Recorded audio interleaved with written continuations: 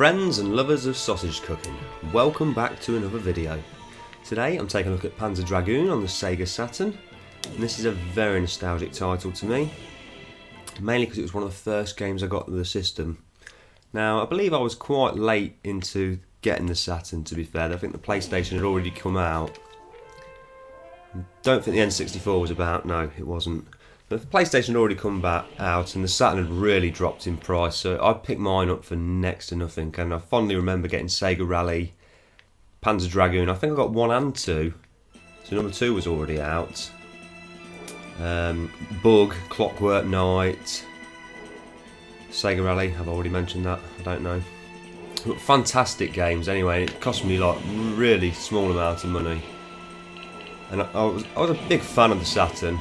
It wasn't until Final Fantasy 7 came out for the PlayStation that I eventually moved over, and it's still a decision that I think was the wrong move, even today,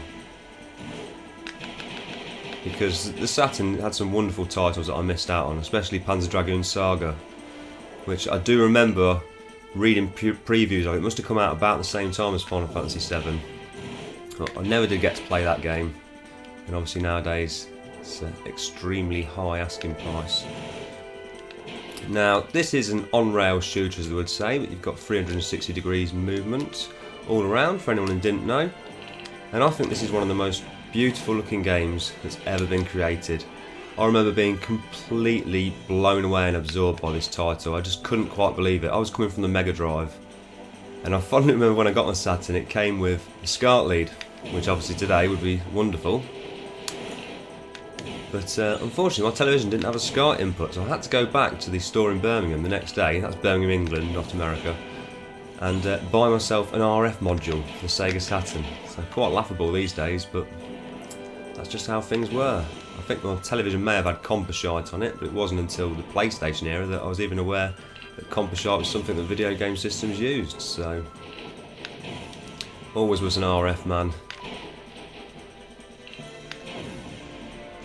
Because it was all about playing the games, not really how they looked, particularly back then. Obviously my thoughts have changed, and now I'm a bit of a CRT. I don't know, I think I've got some sort of issue. I've been messing around with the geometry on all these televisions recently. This is a bit of breaking news, not really Panzer Dragoon related, but if you're going to buy a Bang & Olufsen television and you're a fan of light gun games, I probably wouldn't bother, because I'm really pleased I kept my Trinitron, because last night I was trying to play Time Crisis 3 on this Bang & Olufsen and it just wasn't having it. I was having to turn up the brightness of things so high that it was just, the picture quality looked terrible, but stuck it on the Trinitron, no problems whatsoever. But we are playing on the Bang & Olufsen again today with stereo sound. Hopefully we've got the microphone in omnidirection mode, or bio-direction mode it's called, so we've got a look. You get to hear some of this absolutely fantastic music. Really just takes me back so much. This was what I would consider the first real cinematic experience I've ever had on a games console. And unfortunately, because I've got the Japanese release, I can't, see the words in English, so I'm pretty sure the story was a bit messed up anyway, but it would be nice, and at some point maybe I will get the PAL release. But just the use of colours, the whole idea that you were someone flying a dragon, it really was something refreshing and different back then. And I'm pretty ignorant because I've not researched it, but certainly the lock-on system is... I think the guy who made this game also made Rez, in all fairness, so he has had a strong influence by this game, which is another fantastic title. That one's on the Dreamcast or the PlayStation 2. Oh, I think it's on Xbox Live Arcade as well. I've got the PlayStation 2 release. Perhaps some people can remember when I actually picked it up, and I said that the cover art may well have been urinated on. So, hence to say I didn't keep the box, I just get the disc and the manual. Again, just completely irrelevant to this game. I remember this fondly. You've come into this, this building, if you like, this palace, this castle, and then boom, it's just been obliterated. We're back outside.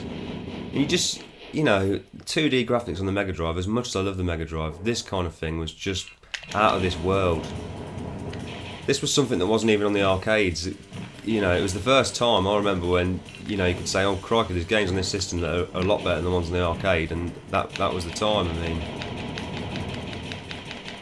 this made Space Harrier just, you know, look like nothing, no imagination whatsoever.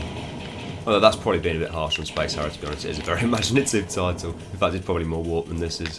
But not one of my personal favourites, but certainly the way you've got the 360 degrees movement, it never feels like you're playing an on-rail shooter, which is, you know, quite an impressive achievement when you think about it. So obviously we've got to lock on to certain parts of this ship. I don't know what's happened to my viewpoint, it's gone a bit wacky. Well, I'm in the rear view now. What are those things in the water? It's taken some bit of a battering, this guy. Well, guy, I mean, it's a ship. I'll remember, you've got to hit that tank at the bottom, get that blown up. Yeah, that's got things on fire a bit better. Messing about now. So yeah, I've got the sequel as well to this game, another fantastic title. But this is the one that really had the fondest memories of, because I remember at the time I insisted on playing as much of this game as possible before even trying the sequel. And although the sequel is a better game, it mixes the things up, you know, a bit of land combat, I suppose you'd call it.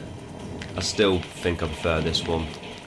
And for a 1995 release, it's so playable today. It's crazy. It really is such a playable game. And if you're a fan of, you know, shooting games in general, well, you've got Sega Saturn. I mean, this is just a must-have title in my opinion. There is a few niggling issues with the camera controls, but you know, you can forgive that. I think I had actually zoomed in, so I've zoomed out a bit more now. So there is different viewpoints as well. I think I've just got to try and... Yes, it's a little bit awkward sometimes, but you can play it fine enough. Hopefully we're going to take this guy down. So I don't know how we're doing for time, because I have actually got to turn some sausages over. So I may well have to defeat this guy. Who's not a guy, I don't like it referring to him as some guy, it's obviously some sort of enemy. So I've defeated him, I'm going to turn the sausages over. And, hopefully it'll all be okay when I get back.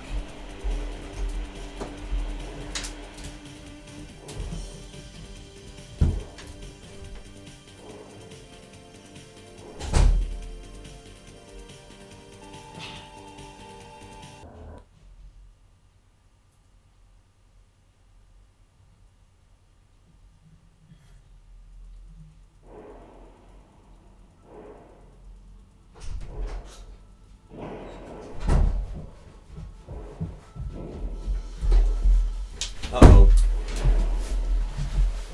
Ooh. So I don't know what you've seen, maybe I'll have to edit that out. It's a little bit tricky turning those sausages.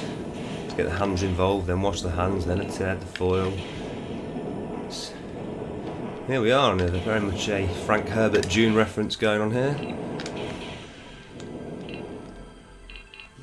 I don't know if we have to get this music turned up a bit more. I do hope we're picking it up. I think we'll just turn it up. Because truly, fantastic score. The times before all this licensed rubbish. So you can see now there's a lot more rotating around required, and you can see on the top right hand side that'll actually tell you where the enemies are. So it looks like we're going into a cave. I'm hoping the camera picks this up. It can be very tricky when the light changes, because when I'm recording from a CRT, and I'm always going on about this, crikey. But it's best to try and leave, you know, a lot of the settings, the auto settings off, and just set everything manually. So, not quite what's going on in there. It's not looking good. These things are a nuisance, so I'm going to have to start just blasting them.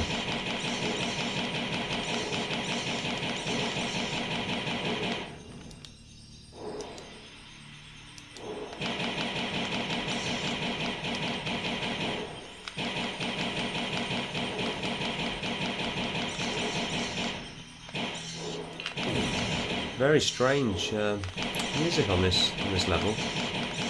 Very much like the Orb or Future Sound London wrote it. I love that scaling effect, that pixelization, the explosions. I think that's just being a fan of old games and just thinking that looks cool. Here we go. So you can actually, as I remember, again not really doing any research, you sort of upgrade there's like a few different levels that you can upgrade your dragon to, I think, by playing well. You can lock onto more targets so you're more powerful. Similar sort of things. It's really kicking off in there.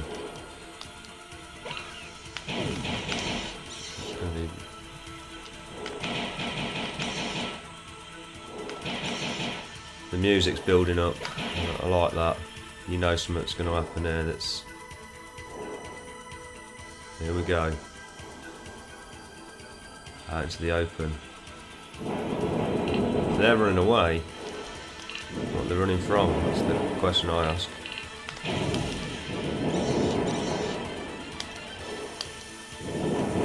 Oh, I see. Yeah, I'd run away from that as well.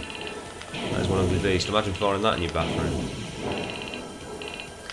Popped out your toilet as you just sat down. Yeah, I don't like the friendliest. Getting very close to old Red Eye. I think his tail's fell off. Where's he gone? Oh, there he is. Whoa, whoa, whoa. I need to get this guy dealt with. He's troublesome. He's got a lot of hit points. Crikey. There's two. How many is there? Oh, I think there's two.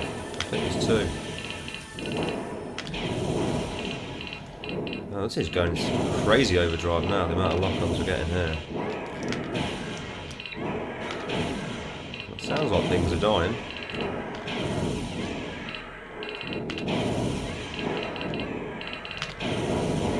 Look, this really, for such an early, this is in 1995, I believe it was a launch title for the Sega Saturn, if not launch window. I mean, just incredible. Compared to Saturn is, you know, not a 3D machine as they say. Well, it wasn't unless it was in the right hands. You know, this is thoroughly impressive. Compare this to 3D games on the PlayStation, this stands up proud against any of them. And that, you know, that's sprite work there. It's just awesome.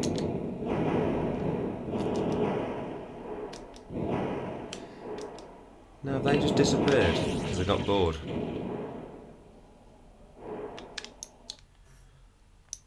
Either it's the end or the beginning of something really bad.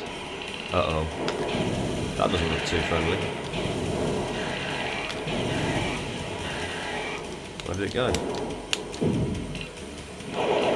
Jesus, what's it firing at me? Whoa, this doesn't look like a good route to take. A bit of hurricane damage. Sandy, or whatever its name is. You're fighting. Whoa.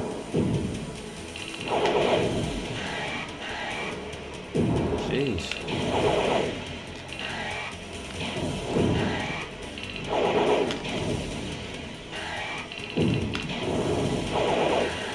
Yeah, I wish they'd make more games in the Panzer Dragoon series. I know they made the one on the Xbox, I do own that. But I just wish, you know, like many of these companies, Sega, I mean, obviously there's a lot of bad publicity about them at the minute, and things they're doing to people on YouTube or whatever else, but I wish they'd go some of these IPs and make some new games out of them, rather than keep trying to destroy the name of Sonic the Hedgehog. Well, at this point it's ruined. I just personally can't see why they keep making Sonic the Hedgehog games. Even that junk, that Sonic 4 episode, whatever, yeah, okay, it's probably an alright game if you're a mega Sonic fan, maybe, you know, it floated your boat, but for me, I'd just rather play the original Mega Drive games. So there we go, episode 3. My word, this is turning out to be a long video. Mind you, you know, when you edit out that part with the sausage turning, that'll get it down.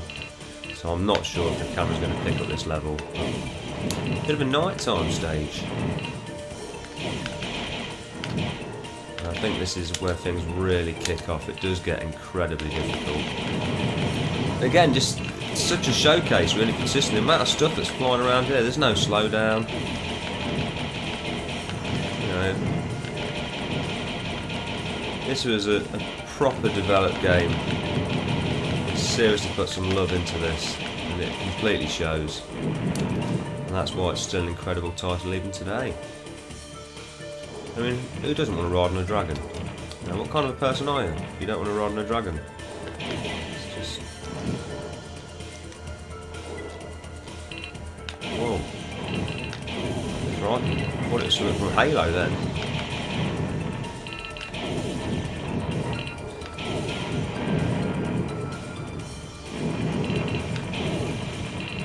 There's some sort of base here.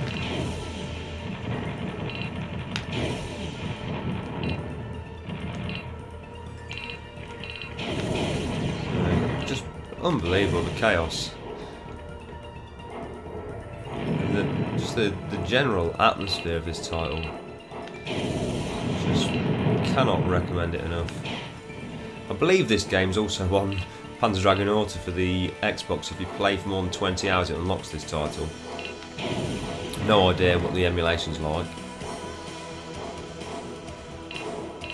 I can confirm that it's superb on the Saturn.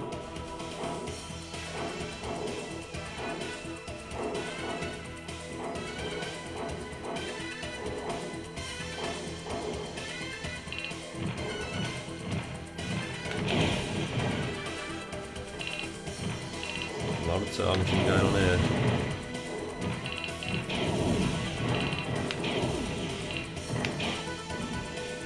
I just can't even comprehend how many things are after all. Are they good people or bad people? I'll blow up anyway. They're firing back at me. They're not good.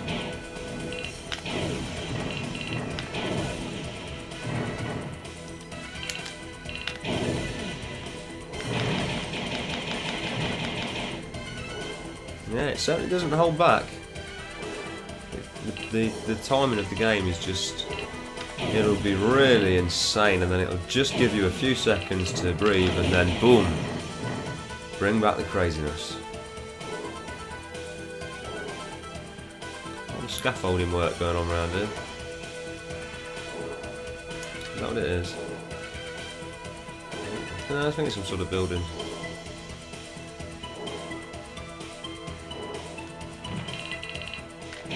Boom. Take that.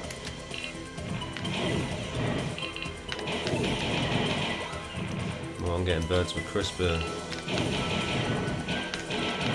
They're not very friendly at all. I'm just flying by with a dragon, there's no need to be like that.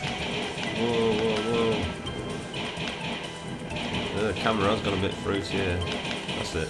Quick change of the view button, now we're back. That's it. Maybe that's some sort of internal view. I'm quite confused. But it looks like we're about to get to some serious business here.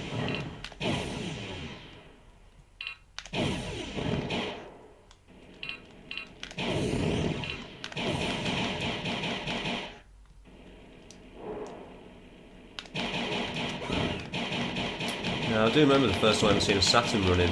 I used to work for a guy, he used to have like a repossession company. We weren't the sort of people who just knocked on ordinary people's doors and said we're taking all your stuff or anything like that, but like when companies went into liquidation and things like that, or well, we did a few interesting jobs. We did a jeans place in Birmingham, never mentioned for them. A denim factory there, they'd been done for fraud, so we had to go and clear it out. We'd done a gym once, we hadn't been paying the rates, and we did a farm shop, and well, that's all pretty irrelevant. Anyway, the guy who owned this company, he was a bit of a Sega nut. I didn't realise until I went into his house. He had a few Sega one-arm bandits, as you would call them here. I don't know what they're called, slot machines? I suppose they are called slot machines. And he had a Sega Saturn, he had the steering wheel with Sega Rally. And I just couldn't believe it, I just couldn't believe someone could have that at home. So that's just incredible. Because I was a massive fan of the arcade machine, and every time I went on holiday it was always there, Sega Rally. And it was such a revelation in respects to the evolution from virtual racing to Daytona, and then when Sega Rally come out, it was just the next level of realism, the feeling of that game. Fantastic title. Again, another cracking Saturn conversion. I would have made a video about it on the 4-pointer. It was a spot of Sega Rally, and can't recommend it enough, really. What is going on here? How am I supposed to avoid these? Fly high, fly high. I see. This is a tricky beast because I think it's going to be multiple forms. Yeah, I'm seeing that.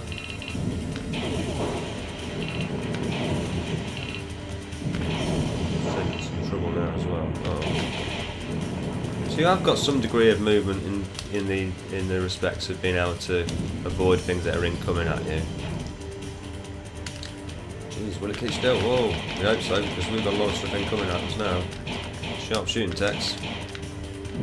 I say, get him on. Hit him where it hurts. He's a nuisance, this guy is. He really is.